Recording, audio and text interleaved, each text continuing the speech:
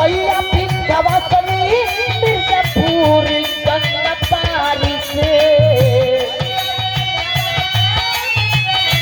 अरे दिया हो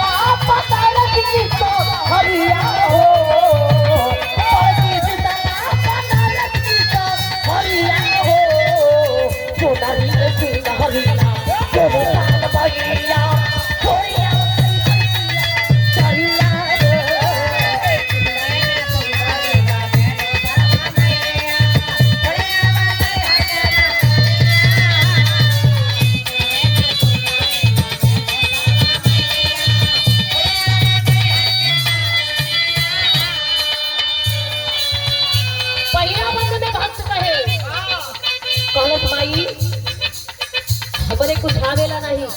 बड़ा रानी कलाकार बनी भाई लेकिन आपके आशीर्वाद से दो बोल चार बात दो बात गाइला भैया लोगन के जा करके कुछ सुनाइला ये आपकी कृपा है होले तेल तुझके तेल माई आज चलिया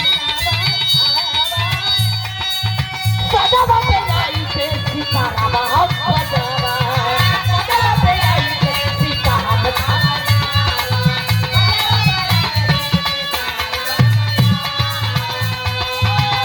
होले तेल तुझके तेल माई आज चलिया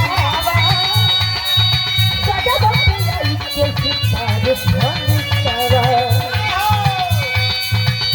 एक बार छुवे खातिर तेरी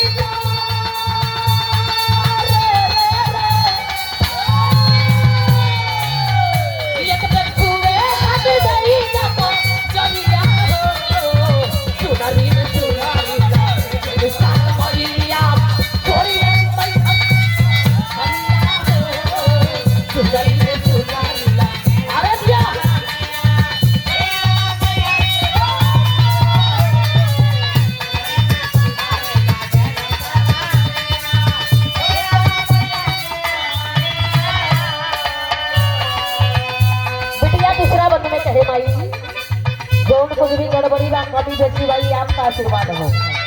आप अगर चाहबो तो जीरो से हीरो बना देबो और आप अगर ना चाहबो तो हीरो से जीरो बना देबो अगला बन में लागल आस विश्वास बाटे माई आज गई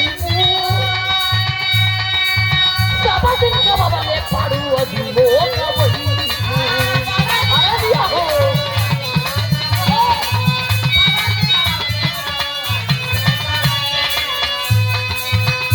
लागल आँख सवाल बाटे माई आज गई सब दिन सब बने पाड़ू अजीबो कबही पलाऊ चरण लंबा पलाऊ मरिया हो पलाऊ चरण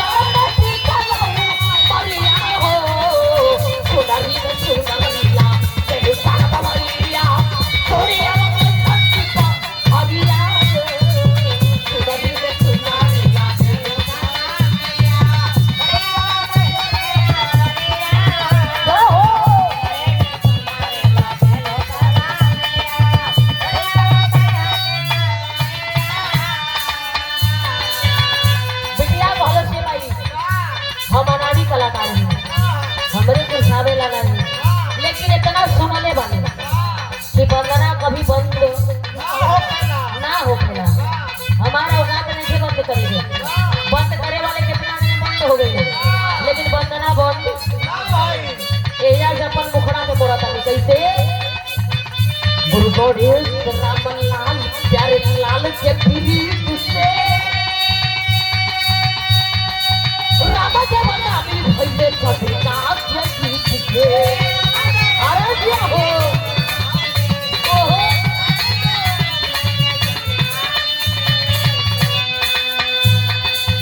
तस्वीर से रानी वाली बिना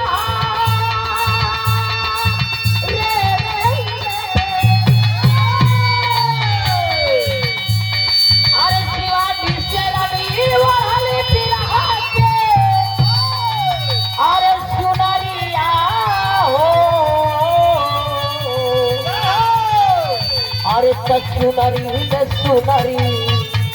लागेलू शारद मैया